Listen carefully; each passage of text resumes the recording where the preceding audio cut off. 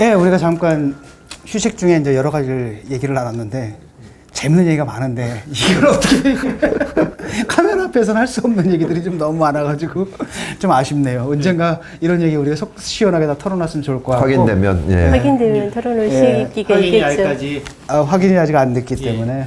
근데 지금 조금 전에 올라오면서 이제 기사를 보니까 재밌는 기사가 났더라고요. 뭐냐면 이재명 캠프 쪽에서 지금 그 유동규 씨 좀 그 구속영장 신청하지 않았습니까? 네. 이걸 보고 뭐라 그러냐면 그 윤석열 사단의 그 잔당들이 지금 기획 수사를 하는 게 아니냐 뭐 이런 식의 의혹을 제기하고 있다 그러거든요. 그러니까 지금 막 던지네요 지금 보면.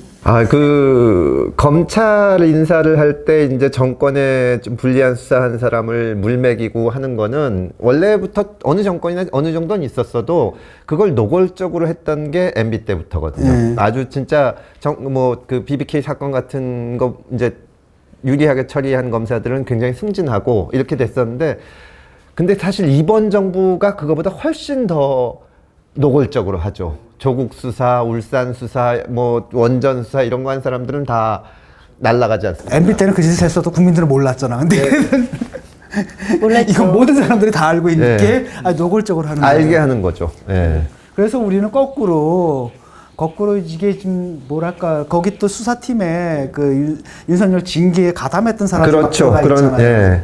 그래서 우리는 거꾸로 지금 그 수사를 못 믿겠다라고 얘기를 하는데 저들도 못 믿겠다고 하니까 특검밖에 없네. 특검밖에 없죠. 그럼 합의가 된 건가요? 이제? 근데 아까 특검도 박영수 특검 막 이렇게 다 연관되다 보니까 이것도 이제 특검도 이거 과연 이게 사법부 신뢰가 너무 무너져 갖고 과연 누굴 믿어야 돼? 세상에 믿을 사람들이 없어졌어요. 우리 대법관님들도 못 믿겠고 진짜 저 특검도 못 믿겠고 이게 가장 그 대장동 사태 게이트에서 가장 참담한 게 그건 것 같아요. 사법부에 대한 신뢰가 완전히 무너졌다고 하는 거. 사실은 권경혜 변호사님을 특검을 시키면 저는 아주 100% 신뢰할 수가 있을 텐데. 우리 금태섭 변호사는 어때요? 잘해 진짜. 지금 또 다른 기사를 보니까 그 대장동에 살던 원주민들이 있지 않습니까? 땅을 수용당했는데 뭐 평당 200만 원, 100만 원 뭐 이렇게 수용당해가지고 문제는 그렇게 보상을 받긴 받았는데 그걸 가지고 딴 데 갈 수가 없다는 거예요. 지금 딴 데서 그 액수 가지고 땅을 살 수가 없는 상황이기 때문에 다시 전세 월세로 들어갔다 이런 얘기가 있거든요. 근데 이런 분들이 이제 성남의 뜰 대상으로 막 소송을 걸었는데 이길 수가 없는 거예요. 그러니까 그 역할들을 또 이제 법조계 사람들이 또 깔끔하게 좀 처리해주는 이런 상황이니까. 그렇죠. 지금 그 대한민국 돌아가는 꼴에 그냥 축소판을 여기서 지금 다 보는 것 같습니다. 앞으로 이제 수사는 어떻게 될까요? 유동규, 뭐 법조계에서는 그런 얘기가 있다면서요. 유동규하고 뭐 김만배 선에서 끊는다. 예, 뭐 그 둘이 이제 입을 다물 테니까 그러면 그 지금 이제 법무부나 대검에서 생각하기로는 그 정도 선에서 수사가 그치고 대선까지는 가지 않겠냐. 근데 지금 상황이 많이 달라진 게 정영학 회계사가 여러 가지 자료를 줬고 또 이제 특검 얘기가 지금 이렇게 나오면은 저도 옛날에 그런 수사를 해봤지만 내가 한 수사 기록을 나중에 특검에서 다시 본다고 생각하면 함부로 절대 못 덮습니다. 그건 바로 내 책임이 되거든요. 그래서 보통 때 같으면은 뭐 이게 위법할 수도 있지만 그냥 크게 중요한 문제 아니다 그러면 그냥 갈 수도 있는데 그때는 정말 하나하나 따져서 무혐의를 할 때도 왜 무혐의를 하는지를 밝혀두게 되거든요. 그래서 이게 쉽게 덮기지는 못할 겁니다. 믿든 안 믿든 어쨌든 특검을 계속 주장해야 특검을 되겠네요. 계속 주장해야 됩니다. 그래야 제대로 수사를 할 수 있게끔. 근데 이게 만약 금액이 크다 보니까 그 형량을 유동규하고 김만배가 쓴다고 해도 금액이 커갖고 형량이 되게 높을 거 아닙니까? 그렇죠. 무기징역까지도 무기징역까지도 가능한. 그러니까 이게 금액이 원체 크다 보니까 배임 문제가 있고 이제 그 재판거래 정황들이 만약에 밝혀지면 사후수뢰죄도 있고 또 횡령도 있잖아요. 횡령도 있고. 횡령 기본으로 걸릴 것 같은데 그게 보니까. 이제 수사 의지가 중요한 거고 이제 그 유동규나 지금 김만배 씨는 아직 불려가지는 않은 걸로 알고 있는데 유동규 씨가 만약에 구속이 됐다. 예. 그럼 본인 입장에서 판단할 거 아닙니까? 예. 자기 위에 뒤에 또 누군가 있다고 했을 때 이 사람이 살아있는 것이 자기를 그나마 보살펴 줄 것이냐. 예. 아니면 이걸 불었다가 부른 것이 자기한테 유리할 것이냐. 거기서 이제 검찰이 수사하고 설득하고 하는 게 나오겠죠. 네. 이른바 이제 인권유린 사태라고 저 사람들이 얘기하는 게 이제 그 부분을 이제 검찰에서 이렇게 그렇죠. 하는 부분들을 얘기를 하는데 그 초반에 그 조국 사태 때도 그 조카 오촌 조카랑 네. 김기용록 씨가 네.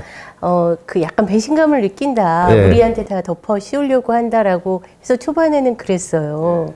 조금 나중에는 달라졌잖아요. 그렇죠. 네. 그 달라지는 판단이 나를 그래도 살려줄 수 있는 사람이 누굴지, 이분들의 권력이 유지될지 아닐지라고 하는 것에 굉장히 영향을 받을 수 있을 것 같아서 그게 문제일 것 같아요. 그분들의 입이 열릴지 말지는 결국은 어쩌면 이재명 지사에 대한 그 시민들의 감시, 언론의 감시 이런 것들이 중요하죠. 중요할 네, 것 네. 같습니다. 그 이재명 지사와의 그 연결이라는 게 이제 만약에 전형적인 경우잖아 이런 것들이 보면은 한 사람이 설계를 이상하게 했고 네. 그걸 갖다 집행했고 집행한 사람은 지금 그 배당금을 갖다 따로 챙기기로 했다라는 네. 얘기도 있고 최소한 지금 10억의 뇌물을 먹었다는 얘기도 있고 그래서 지금 구속영장이 신청이 돼 있는 상태고 근데 이제 그 설계한 사람의 이제 공동 책임 문제잖아요. 네.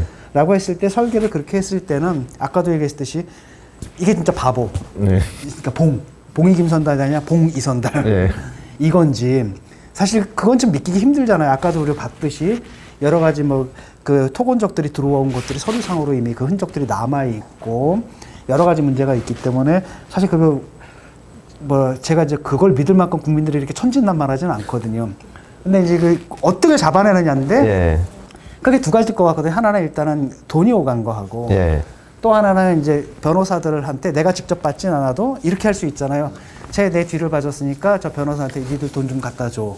이런 거라는 거죠. 이게 그것도 뇌물죄가 성립하나요? 그런 경우도? 아, 당연히 성립은 하죠. 그 입증이 되면. 그래서 지금 권순일 대법관 그 전 대법관을 그 이제 화천대유에서 법률고문으로 위촉을 해서 뭐 1억 5천인가 돈을 주지 않았습니까? 거기에 대해서 그 화천대유 쪽에서는 그게 이재명 지사한테 그 원해서 어떤 이익을 제공한 것이 아니라 우리가 필요해서 권순일을 쓴 거다. 그래서 언론에서 지금 그게 과연 합당한 얘기인지 그 대법관 출신 변호사를 쓸만한 일이 있었는지 소송이 있었는지 이런 걸 파헤치지 않습니까?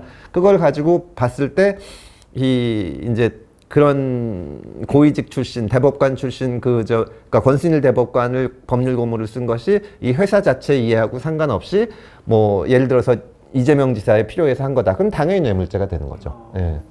근데 이거 입증하기 참 쉽지는 않죠. 쉽지는 않죠, 그거는. 왜냐하면 이 사람들 입을 닫아버리면 무슨 뭐 녹취가 있는 것도 아니고. 예.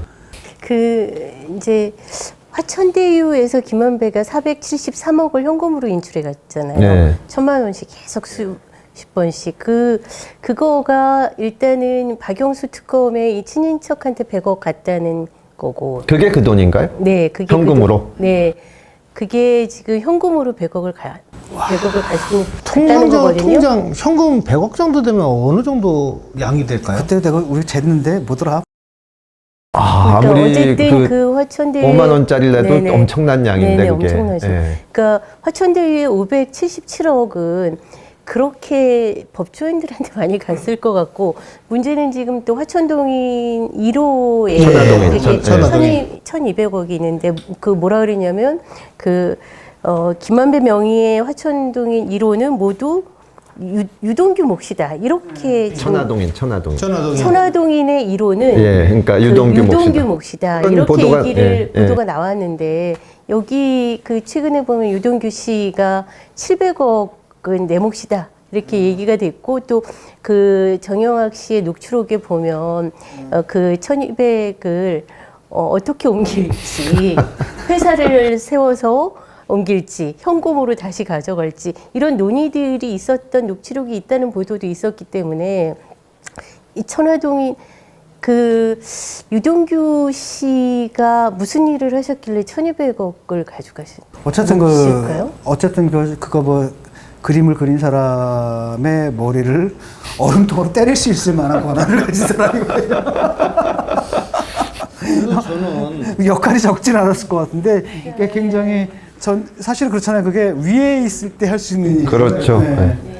근데 이제 또 보도 보면 이 천화동인의 1호 여기도 현금으로 많이 나갔다 이런 얘기도 있는데 이것도 추적해 보면 또 화천대유에서 나간 그 473억하고는 또 다른 현금 흐름 등이 있을 것 같거든요. 그래서 이게 다른 거 구매가 한 몇천만 원, 몇백만 원 이런 거는 좀 감춰질 수 있는데 네. 그 몇백억, 뭐 몇십억 이런 거는 자꾸 흐름 철저하게 좀 의지를 갖고 수사한다 그러면 다 나올 거라고 저는 믿고 있거든요. 네. 그러니까 검찰이 얼마큼 수사 의지를 갖고 하느냐 여기에 판가름이 난다라고 저는 보고.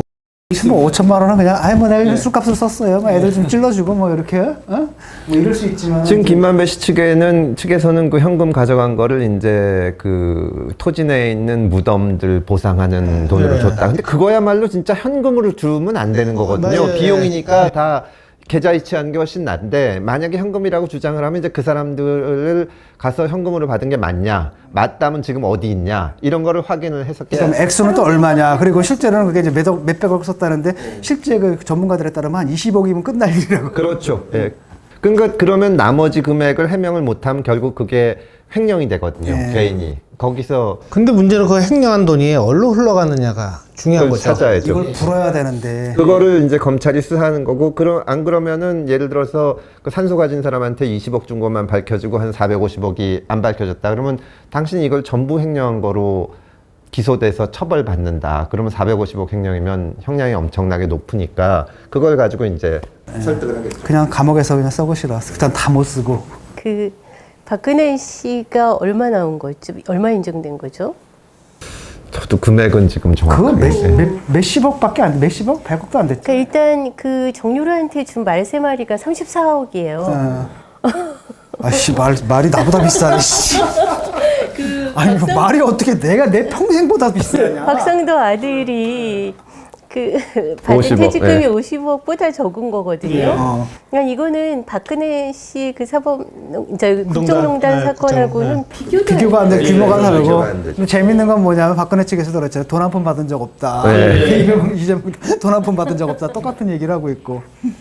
근데 그래서 이게 도의적 책임 누군가 분명히 그리고 지자체장들이 모든 거는 무한 책임을 줘야 되는데 전혀 지는 분들이 한 분도 안 계세요. 아, 그게 예, 정말 잘못됐어요. 정말 중요한 포인트라고 생각. 최소한 만약에 뭐 유동규하고 관련이 없다고 주장할 수는 있어도 그래도 내가 도지사로서 그 성남시장으로서 정말 큰 책임이 있다. 잘못했다. 이 얘기는 해야지. 하셨어요 관리 책임. 아니, 나중에 그것도 그냥 조건부야. 했지.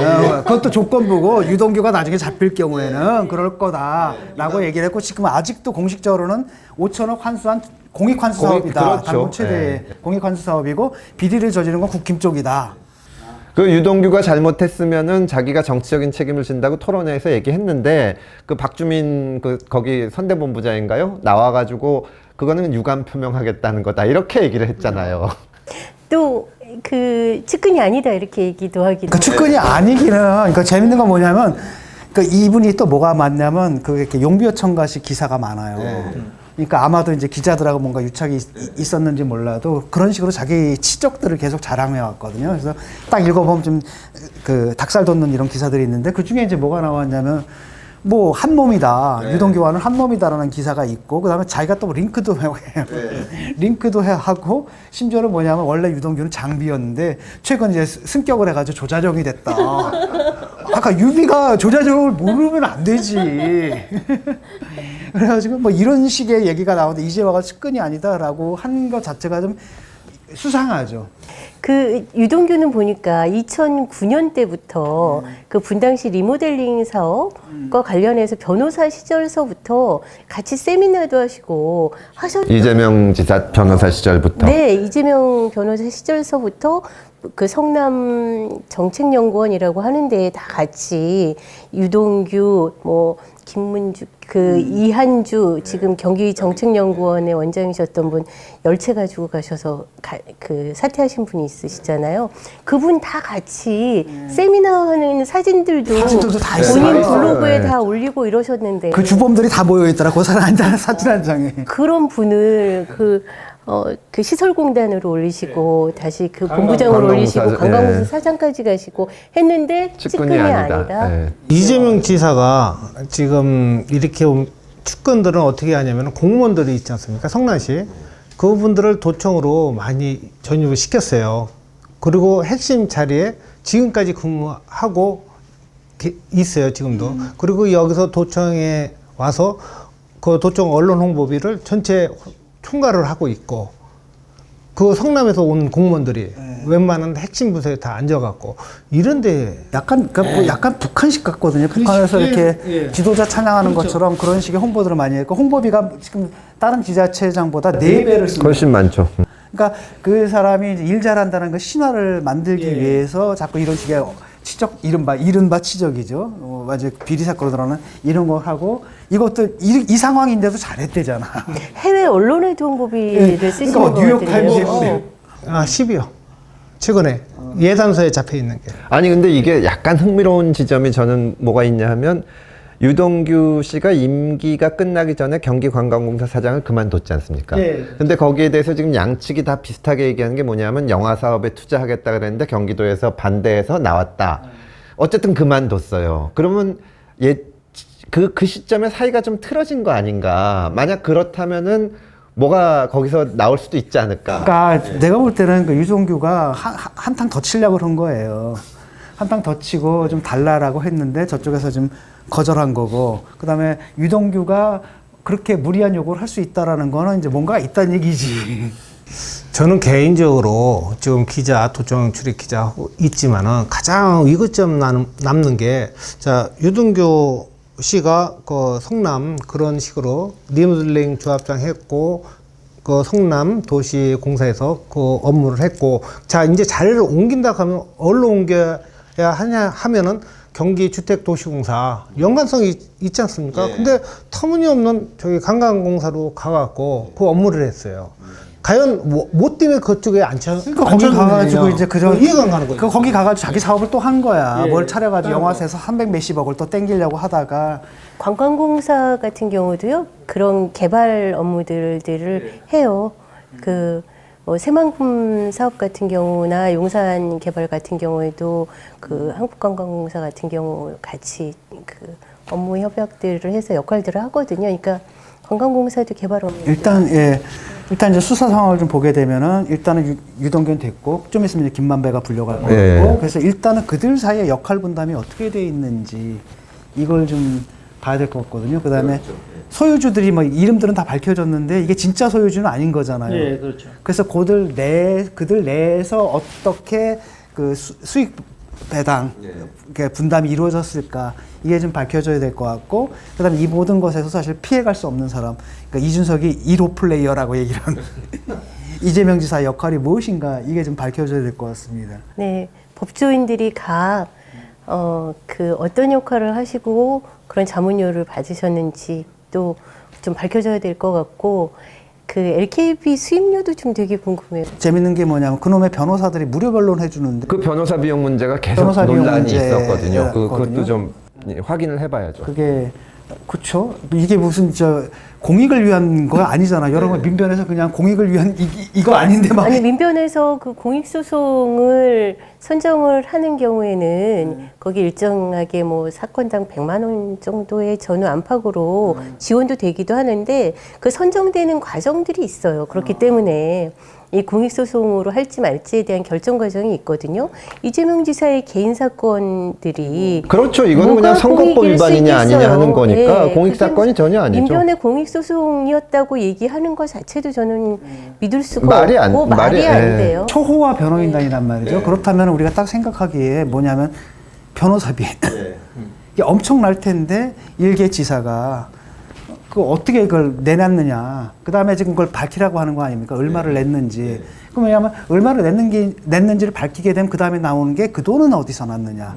이거란 말이죠. 근데 지금 그걸 안 밝히고 있단 말이죠. 근데 제가 볼 때는 이분이 이제 뭐 정치적으로 굉장히 잘 돌아가잖아요, 머리가. 그렇기 때문에 함부로 뭐 그냥 이렇게 돈을 받거나 이런 것들은 아마 안 했거나 아니면 최소화했을 거고 대부분이 이제 이런 식으로 쟤 좀 줘. 뭐 이런 식으로 했을 것 같은데 그건 아직까지는 확인이 안 된 돈이 거고요. 오고 가지 예. 않았다고 할지라도 뭐 이름 하나 올려주고 어떤 자리가 거래됐거나 이럴 가능성도 아직은 확인되지 아직은 확인이 안 않았지만 됐으니까. 확인을 해야 되는 거죠. 근데 어쨌든 지금 보도된 대로라면은 가장 약한 게 유동규거든요. 유동규가 진짜 돈을 뭐 몇백억이건 몇십억이건 요구했다는 녹취록이 있으면 이제 유동규는 구속이 되는 거니까 거기서부터 시작을 해서 도대체 어떤 몇 호가 누구 거며 이거를 밝히라고 하겠죠. 그 회계사는 어떻게 되는 겁니까? 그 사람도 공범이니까 어차피 그 사람도 들어갈 건 각오한 거겠죠? 어디까지 관여했는지 봐야죠, 그건. 그렇죠. 근데 그 정영학 회계사는 지금 아직은 범죄에 가담했다고 하는 것들이 언론 보도에 나오지 않고 있지만 김만배는 확실히 나오고 있거든요. 김만배는 지금 그 본인의 화천대유에서 개인적으로 473억을 그 인출해 간 거잖아요. 그렇죠. 주주가 그 회사 돈의 용도 외에 그렇게 가져가서 그 돈 중에 100억을 지금 그 박영수 특검의 인척한테 그러니까 갖다 그 드린 돈으로 거고 그렇게 개혁금으로 회사랑 상관없이 썼으면 그건 그건 횡령이라고. 횡령이기 때문에 거기에 대해서는 시급하게 빨리 구속영장이 그 신청이 돼야 될 것 같은데 그렇기 때문에 유동규하고 김만배 측 이 두 분에 대해서는 일단 좀 영장이 청구돼서 그래서 수사가 시작이 돼야 될 것 같아요. 그러니까 보도 내용대로라면은 정영학 회계사 입장에서는 이 사람들이 왜 말하자면 돈을 저런 용도에 쓰는지 좀 납득이 안 가는데 자기 몫이라고 생각한 것까지 뭐 비용이라고 가져가니까 이게 뭐냐 그러다 분쟁이 벌어졌다는 거거든요. 그러면 정영학 회계사는 알 거 아닙니까? 어디다 쓰겠다고 했다. 그런 걸 확인해 봐야죠, 이제. 어쨌든 근데 그분이 다 불었다라는 건 뭐냐면 사실상 실제로 그분의 이제 가담 정도는 강하지 않을 수 그렇죠. 있고 그런데 이거 그냥 가만뒀다가 나까지 책임이 되니까. 그러니까 이제 그렇게 한 것 같은. 신문 보도에는 두 가지 이유가 있는 것 같아요. 그 얼음통으로 이렇게 그것 때문에 굉장히 모멸감이 굉장히 컸을 거고 또 하나는 그 녹취를 하는 과정, 녹취록 하나가 어떤 제3자한테 넘어갔대요. 그래서 맞아요. 그러니까 넘어가는데 협박을 당했더니 그 협박 당해서 입마금하는 비용을 전부 자기한테 책임져라. 감당하라고 해서 그게 점점점 수십억이 있었다는 거예요. 그거는 그 하천대유의 공금으로 사용해야 되는 거 아니에요? 그래서 사실은 우리 사회도 여러 가지 음모론이 있는데 뭐 부정선거서부터 많지 않습니까? 이런 게 이렇게 예상치 못했던 데서 깨져요. 사실은 범죄라는 게 이제 드러나는 구석이 반드시 있습니다. 자, 이제까지 이제 우리 수사 상황까지 앞으로의 수사 방향까지 짚어봤는데 이제 마지막으로 남은 얘기가 사실은 이게 지금 엄청난 사건이잖아요. 지금 아까 전에 제 가슴 아픈 게 거기 살던 원주민들이 그 보상받아가지고 갈 데 없어가지고 전세 월세로 전락을 했다. 근데 이 상황 속에서 어떤 애들은 몇 천억을 챙겨가지고 그걸 서로 나눠먹고 있고 심지어 어지러워 이러면서 퇴직금 50억 이렇게 가져가고 있고 또 어떤 사람은 이게 나의 치적이야 뭐 이러면서 자기 정치적 자산으로 근데 그 피해는 고스란히 원주민과 입주민들한테 지금 돌아갔단 말이지. 이런 상황인데 이게 이제 여야는 그놈의 지지율 그다음 선거의 유불리로만 따지는데 우리가 좀 더 근본적인 문제를 짚어야 되지 않겠는가라는 생각도 좀 들거든요. 그 주택 문제로 인해서 지금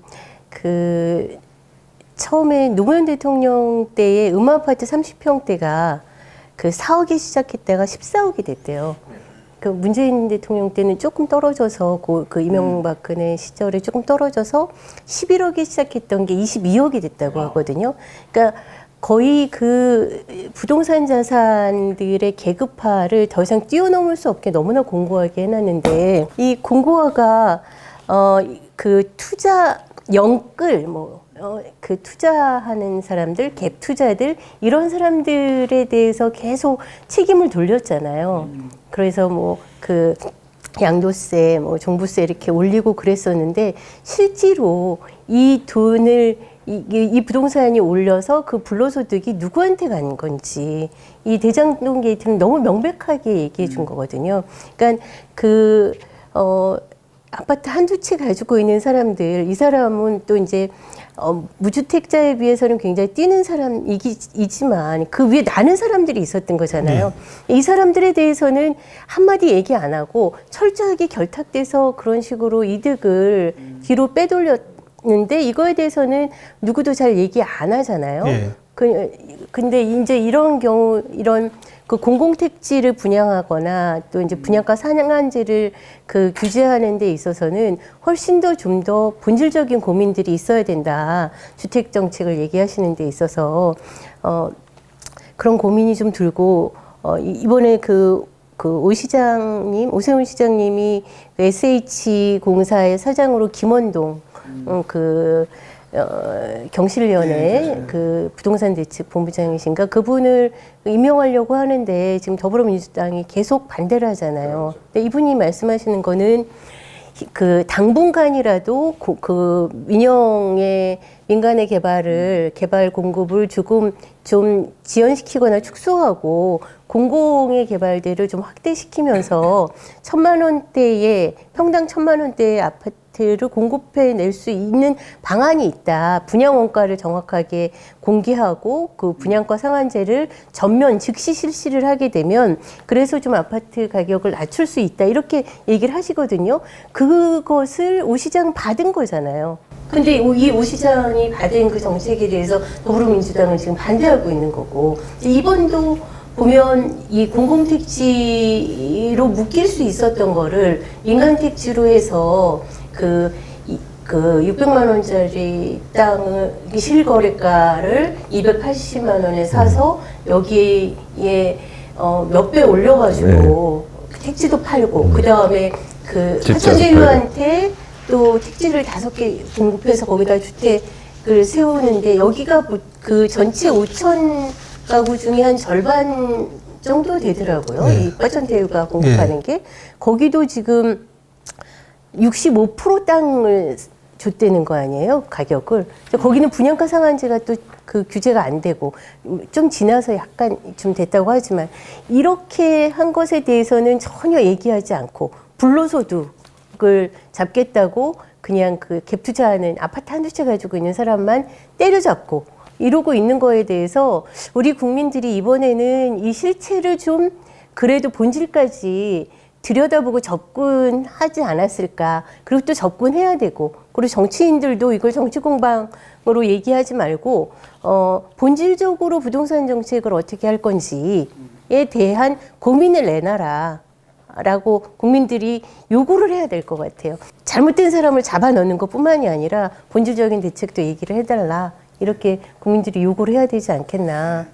우리가 조금 노력했는데 우리가 부동산 정책에 대해서 잘 몰라가지고 정확하게 청약통장에 이자가 안 붙는 사실에 격분해서 청약통장을 해지한 사람이에요. 아, 0점 조금 붙어요. 그러니까 다 요즘부터 그런 마인드 그때는 안 가진 사람들이라서 제가 이거 아파트 사는 거 물리고 빌려 산 사람이거든. 이분은 시험 보고 있잖아요.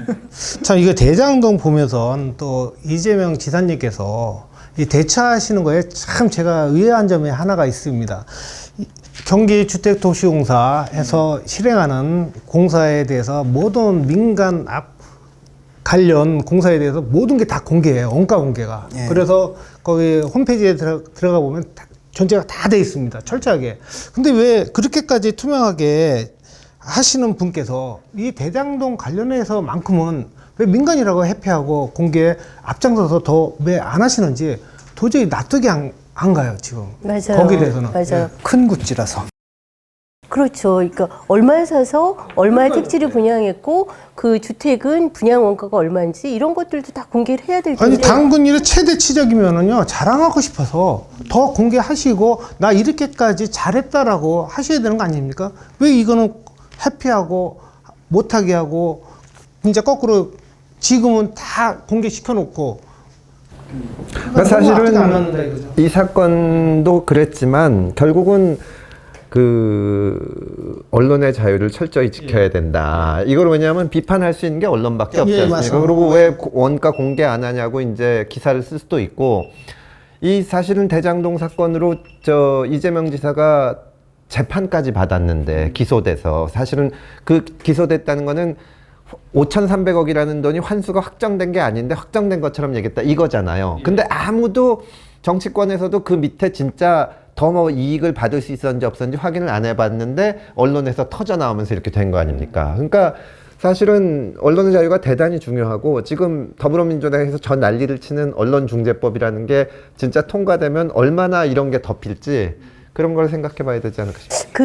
이 지점에서 꼭 한번 우리가 또 다시 짚어보고 넘어갈 게 그 이재선 그 형님이 있으시잖아요. 형님하고 김사랑 씨. 그분들이 그 성남 FC 문제, 대장동 문제 이런 문제들을 문제 제기를 하셨다는 거예요. 예, 계속 해요. 맞습니다. 형수욕설하고 다 맞닿는 사건이고, 근데 재밌는 건 뭐냐면은 그래서 형님도 정신병원, 김사랑 씨도 정신병원. 너무 끔찍한 일이에요. 그거는 정말. 지금 생각하니까 섬뜩한 일이죠. 그러니까 저도 반대자를 그렇게 잘못하면은 그쪽으로 정신병원 조심하세요. 지금 그래서 이렇게 이 자리에 지금 있는 겁니다. 거기 안 가려고. 그리고 조선일보 여기서 손 떼라 이렇게 얘기하고 언론은 폐간시키겠다 이렇게 얘기하고 허위사실을 적시하면 뭐 이런 식으로 언론에 대해서 그런 식의 말씀을 하시는 거나 본인의 비리에 대해서 문제 제기하시는 분들에 대해서는 이상한 곳에 가게 만들거나 이런 거는 정말 생각만 해도 너무 끔찍한 것 같아요. 예, 참 재미있는 게 이제 시민단체들인데 참여연대는 뭐 하고 있고, 그 다음에 뭐 토지정의 어쩌고 저쩌고 한 사람이 글을 딱 올린 걸 딱 보니까 구역질이 확 나더라고. 정말 요즘에는 진짜 욕 나오죠. 니들이 이렇게 얘기했던 놈들이 지금 이런 짓을 하느냐 하면서 분노가 확 올라오더라고요. 근데 저는 그냥 누구처럼 그렇게 하지는 않겠습니다. 근데 그런 거 있지 않습니까? 뭐 일각에서는 이제 정의당 청년위원인가 누군가 하나 그런 얘기를 하더라고요. 이게 뭐냐면 사실은 토지 땅이라는 건 제한된 거잖아요. 그래서 땅값이잖아. 건물값은 아니고 땅값이라고 한다면, 근데 뭐냐면 그 땅값을 결정하는 건 결국 인허가권이거든요. 그렇다면 공적인 건데, 이 공적인 것을 그냥 공적으로 환수하면 될 일. 다시 말하면 이제 그런 뭐 싱가포르식인가요? 일단은 토지는 그대로 국가가 계속 사고, 그의 건물만 분양을 하거나 한다 하더라도 사실 집값이 굉장히 싸질 수 있고, 그 다음에 집을 원래 목적인 거주에 맞게끔 하는 그런 방향으로 갈 수도 있고, 굉장히 다양한 정책적인 대책들이 있을 것 같다. 아까 그 분양가 공개, 분양원가 공개라든지 여러 가지 점들이 있는데, 여야가 사실 모여가지고 이런 사태가 다시 발생하지 않게끔, 이재명 지사와 같은 괴물이 다시 탄생하지 않게끔 하려면 원초적으로, 그러니까 누가 지사가 된다 하더라도 그런 방식이 아니라 좀 제대로 환수가 될 수 있는 이런 시스템을 짜는 대로 그 아이디어가 모아져야 될 것 같고, 그 다음에 대선 후보들도 그쪽으로 공약이 집중돼야 될 것 같아요. 그 2017년도에 막 그 집값이 뛰고 그랬을 때에 또 많은 정책들이 이미 너무 많이 얘기는 되어 왔던 것 같아요. 아까 얘기했던 것처럼 LH도 믿을 게 못 된다, 공기업들 이렇게 얘기를 하는데, 그거는 그 LH가 결국 돈 버는 거는 택지를 조성해서 비싸게 파는 거거든요. 싸게 공공수용권을 가지고 싸게 사서 그걸 비싸게 파는 땅 장사하면서 돈 버는 거거든요. 근데 그러지 말고 좀 그 공공의 같은 경우에는 그렇게 택지 장사하는 거 이거를 좀 제한시키고, 그리고 그 토지는 임대를 하고 토지 임대부 건물 분양 정책 이런 식으로 좀 내놓으면 조금 훨씬 더 주택 문제에 대해서는 좀 다른 세상이 되지 않을까 이런 생각이 들어요. 함정 정책도 좀 썼으면 좋겠어요. 이렇게 딱 해가지고 부동산 투기하는 놈들 다 몽땅 모아서 한 다음에 쫄딱 망하게 한 다음에 요번에도 사실은 뭐 나무긴가 뭔가 했을 때도 그냥 알았어 니들 해가 우리 2년만 기다릴게 딱 하면 쟤들 쫄딱 망하는 거잖아요. 그래서 부동산 투기하려는 놈들은 쪽박 찬다라는 사실을 좀 보여주는 이런 식의 좀 이재명 정책 중에 있어요. 그 투기하는 사람들 잡아내는 무슨 또 하나를 만들겠다는 근데 거예요. 그래놓고서 지가 다 이렇게 해놓고서 나 시키면 잘할 것 같습니다. 시행하다가 망한 사람도 많죠. 남욱 변호사도 거의 망할 뻔했지 않습니까? 그렇죠. 부채 같은 것이. 근데 지금 여기서 이제 관이 거기 개입하면 이걸 다 이렇게 만들 수 있는 거죠. 어쨌든 그렇게 망하는 놈들이 있어도 수익이 그 리스크에 비해 가지고 수익이 엄청나게 나오니까 아니 지금 계속 던져드는 이재명 거죠. 지사는 그렇죠. 한 건만 그 부정한 돈을 한 푼도 안 먹었다고 주장을 하고 계시지만 사실 여기 이 시행 사업에 뛰어든 사람들 몇백억 몇천억씩 벌었지 않습니까? 그러면 이게 뇌물을 줄 유인이 충분히 있는 거죠. 이 구조 자체를 없애야, 인허가권으로 이렇게 막대한 이익을 줄 수 있는 거를 없애야지 이걸 치적이라고 하는 거는 정말 말이 안 된다. 치적은 치적이죠. 많이 줬으니까 이렇게. 그들에게 지적이고. 그러니까 많은 사람도 피해는 봤지만은 또 많은 역대 최대의 그 혜택을 받았으니까 치적이죠. 그분들한테는. 오케이. 예, 뭐 오늘 이제까지 뭐 대장동 사건에 대해서 우리 최초 보도를 하신 경기 경제신문의 백종명 기자님 모시고요. 최초 보도 경위부터 그다음에 게이트 중단 진행 상황들 그리고 앞으로 수사 방향 그리고 마지막으로 이 문제에 대한 근본적인 대책은 무엇인가까지 짚어봤습니다. 예, 뭐 우리 청취자 여러분들 굉장히 관심이 많을 텐데요. 어쨌든 이번 대선에서 그걸 좀 보셨으면 좋겠어요. 이런 사안에 대해서 어떤 후보가 더 근본적인 대책을 내놓는가 이걸 보고 좀 평가를 해주셨으면 좋겠다는 바람을 가져보시고요. 1시간 넘었나요? 오랫동안 우리 방송을 지켜봐 주신 여러분께 감사드립니다. 그리고 이 자리에 나와주신 박정명 기자님께도 다시 감사드립니다. 네, 감사합니다. 네, 감사합니다. 네.